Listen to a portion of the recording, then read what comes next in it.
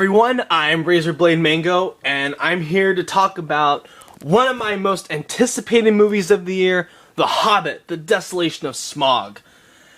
This should really be no secret. I love the Lord of the Rings movies, and I was excited as fuck to find out that they were going to adapt The Hobbit, with the great Peter Jackson returning to direct.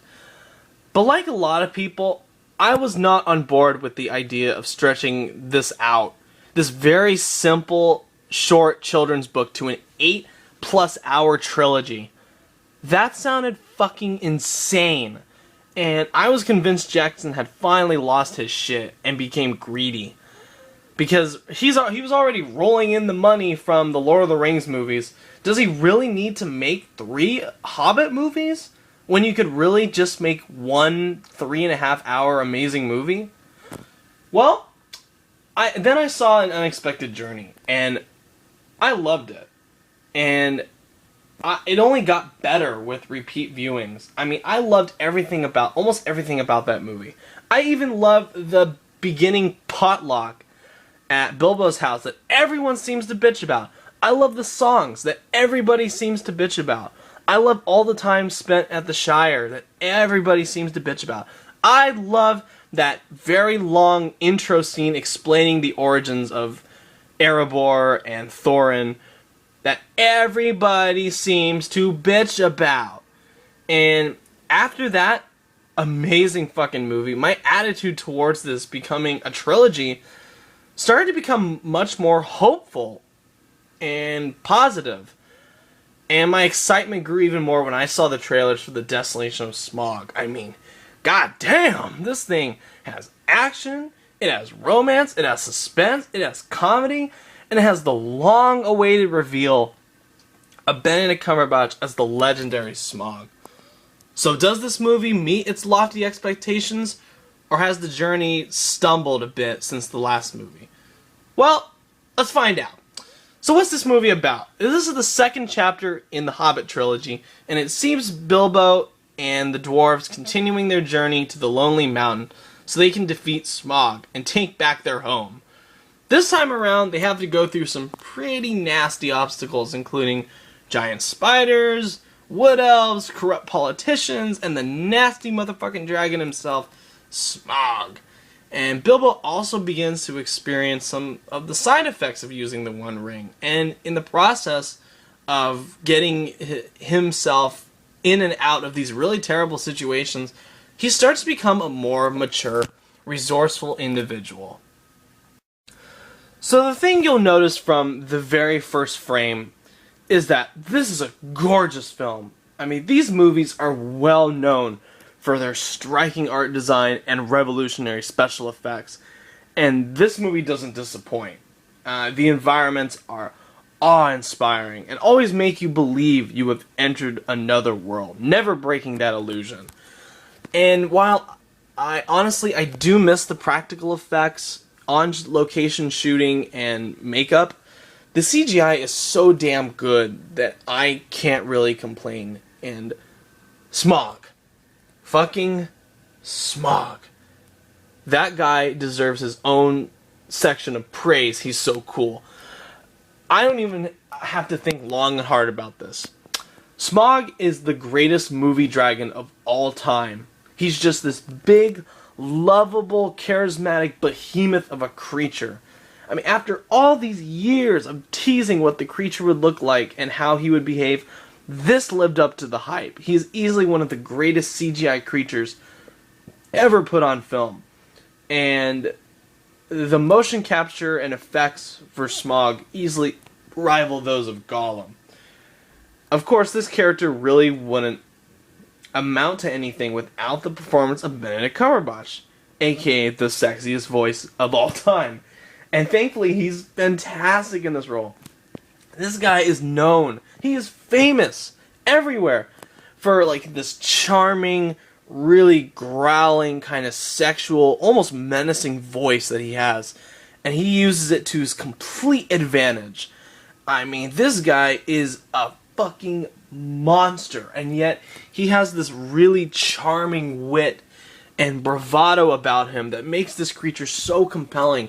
I didn't want the movie to cut to anything else. I wanted just the movie to be about this dragon. I would see a Smaug movie. Just have the origins of Smaug. You know, like for how the Star Wars movies now are going to have like origin stories for Han Solo and Yoda and Boba Fett. I want to see a Lord of the Rings spin-off with Smaug as the main character. That would be amazing. And does it sound weird to say that Smaug is kind of sexy? I mean, not look-wise. I don't want to fuck a dragon, but just that voice. Oh my god, just that voice is... I'm straight. Look, I am a straight heathen white man, and I think that voice is goddamn sexy as fuck. And another enormous highlight of the movie is this flat-out awesome barrel escape sequence. And this is a really simple scene in the book, where Bilbo helps the dwarves escape the Wood Elves by putting them in empty barrels and rolling them down into the river so that they can be carried away. And like the escape from Goblin Town in the last movie, Jackson knows how to take something low scale and turn it into this huge, multi-layered action scene with loads of special effects and badassery. I mean, one of the things I admire him the most for is his ability to stage and pace action scenes flawlessly. He is one of the few directors out there that understands that every grand scale action scene needs to flow and be cleverly orchestrated as if it were a symphony or a dance. You need to have the right amount of action, you need to have the right pacing, you need to have the right amount of comedy in it, if that's necessary. And you need to have those fuck yeah moments. You need to have like the little memorable moments within the awesome moments. And the barrel escape scene is proof that he's still got it. I mean, this is easily one of the most enjoyable, exciting, and hilarious action scenes I've ever had the pleasure of watching. I mean, it made me laugh so incredibly hard. I almost started crying. And to me, this is where the movie peaked. Not even any of the scenes with Smaug could top this. And I'd go so far as to call this the best action scene of the decade. This one scene puts the entire careers of people like Michael Bay, Roland Emmerich, and Zack Snyder to shame. And another terrific action scene in this movie is the fight against the spiders. These things are fucking creepy and scary, especially in 3D, and it's very clear that Jackson still has that panache for horror movies like the ones he made early in his career, like Dead Alive and Bad Taste and Heavenly Creatures, where he knows how to set up this kind of scene to make it build up in suspense and make it terrifying and creepy. And even the scene with Smaug, where he's revealed, I was literally tensing up during that whole build-up scene where Bilbo has to go in and like rummage around in this enormous area, this enormous piles of gold, and Bilbo has to go around and be careful because one slip up and he could awake this dragon. And it's so tense and so awesome, and it's so clear Jackson knows how to keep the audience going. And besides Benedict Cumberbatch, the rest of the acting in this is really damn good. I mean, returning guys like Martin Freeman, Ian McKellen, Richard Armitage are really good. I mean, Freeman and Armitage are, especially, these guys are given opportunities to show darker sides of their characters. And they both do a damn good job. You've also got Legolas, played once again by Orlando Bloom, returning for a surprisingly huge supporting role. And he's still a fucking badass. But what shocked me even more was Evangeline Lilly's performance as Toriel, a completely new character to Tolkien's universe. She's great. I mean, I've always liked Evangeline Lilly from Lost, and I've hoped ever since Lost ended that her film career would take off, and it never really did. This is where I hope it will, and because she gives this movie a grace and wit and an emotional investment that I couldn't really get from any other character. I don't know what it is about her, but she has that, she radiates awesome. She is such a likable character. I mean, really, it's so impressive how well Jackson and Fran Welsh and other screenwriters managed to like fit this character almost flawlessly into this universe. What could have been a huge misstep for this movie turned out to be one of its greatest strengths. Who would have fucking knew? And one of the things I know people will be divided on is the ending. And I'm not going to spoil what it is, but it's really no surprise anymore. This movie ends on a huge cliffhanger, and there will be a lot of people that are going to be pissed as the credits start rolling. I saw it in the theater we were in. I had people going, "Ugh," and I had people throw their hands up in the air. The best way I can describe what it felt like was, imagine riding the world's coolest roller coaster, and right before the final and best drop, the ride comes to a complete halt, and you're told to get the fuck off. You know, that's pretty much what Peter Jackson did here.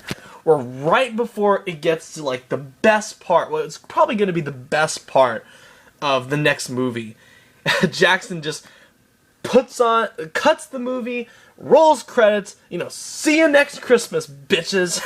And, but shockingly, I was alright with that. Because I normally hate it when a movie ends like that. Where it's right when it's getting to the climax, it just stops. And I was alright with that. But it definitely left me wanting more. And I'll happily pay for an IMAX 3D showing of There and Back Again next Christmas. And speaking of 3D, I actually really like the 3D effects in this. I can't speak for the high frame rate crap, because I just refuse to sit through any movie of this length in that format. I normally detest 3D, and I still think it's just a giant money-grabbing gimmick. But Peter Jackson is a guy who knows how to use it and not make it headache-inducing, to where you're taking the glasses off and constantly rubbing your eyes, because it's just so uncomfortable to watch. He actually makes the 3D work in this movie. There's really cool little effects, like stuff that isn't so obnoxious that it just comes out at you like a lot of the animated movies these days that come out. There's like giant bumblebees that fly in your face that I was like, get these fucking things out of my face. Like the spider scene I mentioned is fucking creepy as fuck in 3D, where these giant spiders, like, they're just coming at you, and their faces go up right to the camera, and they're just like, ah! Scared the shit out of me. And also the stuff like with Smaug, where his head is weaving back and forth throughout the screen, and it's just coming right at you, and it's just so fucking cool. And I'm not gonna say it gives you that level of immersion for something like maybe Avatar, or like, I'm trying to think of another 3D effect, that 3D movie that really pulled me in. I'll think about some later. And one piece of advice: if you're going to see this in IMAX 3D, please try to seek out a theater that is actually IMAX 3D, not this fake IMAX 3D bullshit that AMC does, where they just stick you in a slightly larger theater and tell you it's IMAX 3D. No. You want the IMAX 3D that is like 2 to 3 stories tall. That's the true IMAX 3D experience you want for a movie like this. And unfortunately, I didn't get it, because the only screen I know that has that capability was in the high frame rate, which is disappointing. So here's my message to you, Peter Jackson. Stop pushing the high frame rate. No one fucking wants it. It sucks. Okay? Unfortunately, I also have some major problems with this movie. First and foremost, the pacing. I'm in the minority that thought the storytelling of An Unexpected Journey was nearly flawless. But that's not the case with this. For every special scene in this movie, there's another scene or two that don't really fit. And it extends the movie out to a length that it doesn't need to be. I mean, going into this, I was saying that I was really disappointed that this wasn't going to be over 3 hours. I take that back. As Gandalf said in The Fellowship of the Ring, all you need to do is decide what to do with the time that is given to you. And Desolation of Smaug sort of drops the ball on that. The movie takes way too much time building up to what's going to happen in the next movie, rather than providing a good amount of payoff. Yes, the appearance of Smaug is huge payoff, but it took too long to get there. I mean, after the barrel scene, there's about 25 to 30 minutes of downtime to explain the backstory of Bard and the politics of Lake Town. Simply put, it wasn't that interesting. As much as I like Stephen Fry and Luke Evans, I couldn't have cared less about the inner workings of Lake Town. I don't give a shit about corrupt politicians and evil guardsmen. Bring on the fucking dragon! I mean, I will defend the opening hour of An Unexpected Journey until the day I die. But I could not overlook how indifferent I reacted to most of the filler in this. And to be even more specific, this felt like the extended cut of the masterpiece I was hoping this would be. I compared this to the extended cut of The Two Towers. Now let's be clear here, the theatrical cut of The Two Towers is one of my all-time favorite movies. I fucking adore it. Like, I adore all the other Lord of the Rings movies. But unlike the really excellent extended editions of The Fellowship of the Ring and Return of the King, the extended and extra scenes added into The Two Towers don't fit and give the movie this really awkward, uneven, and distracting pacing. I mean, it goes, then it stops. It goes, then it stops. It goes, then it stops. And Desolation of Smaug kind of feels like that. And it's not as messy as the extended cut of The Two Towers, but this doesn't pace the story out as well as I had hoped. Rather than seeing stuff you really want to see, they put on like a lot of fat for this. There's a lot of fat to turn off this movie, and it feels like I said, this is the extended cut of a much better theatrical version. So I'm kind of dreading and curious to see how much more the extended cut of this, which I know they're going to do, will be added to the Desolation of Smaug. So that will be interesting. Another problem with this movie is its namesake, The Hobbit. Bilbo is the main character, right? He's the main character. He's the focus of the titles of these fucking movies. Isn't he supposed to be the main focus? Not Thorin or Legolas or Tauriel or Bard. Bilbo. He's the main character, for fuck's sake. But he plays more of a supporting role in this. I mean, sure, he has his solo moments of awesome with the spiders and Smaug, but whenever he has to share the screen with another character, Bilbo becomes an afterthought. There were times where I actually forgot Bilbo was a character in this. I shit you not. That should never happen in a movie called The Hobbit, okay?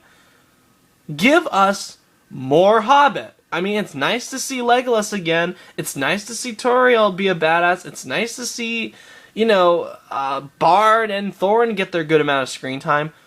But when it comes at a cost of your main character, it doesn't work. And seriously, I'm moving on to something else.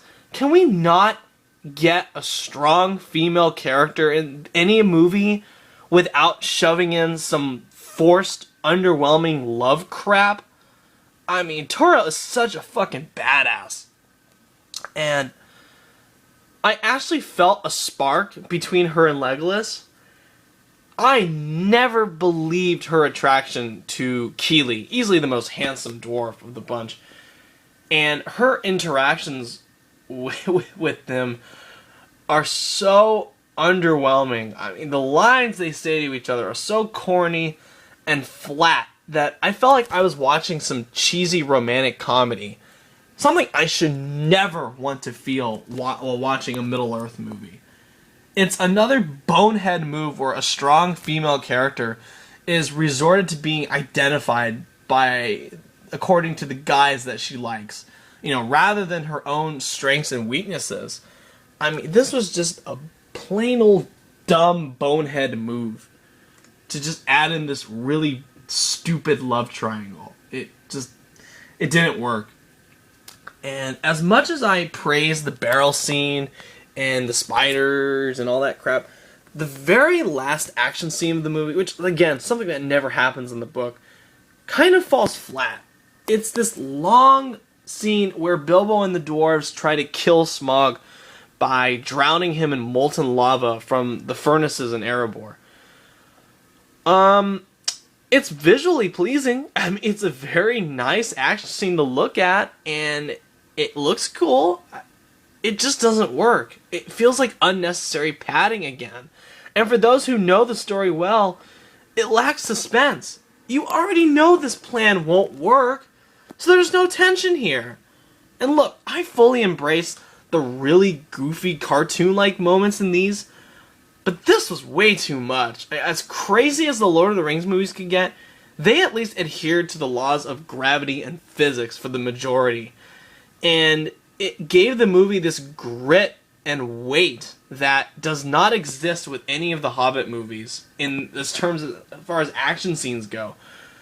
But the reason I can overlook that in stuff like the Goblin Town chase in the first movie and the barrel ride in this,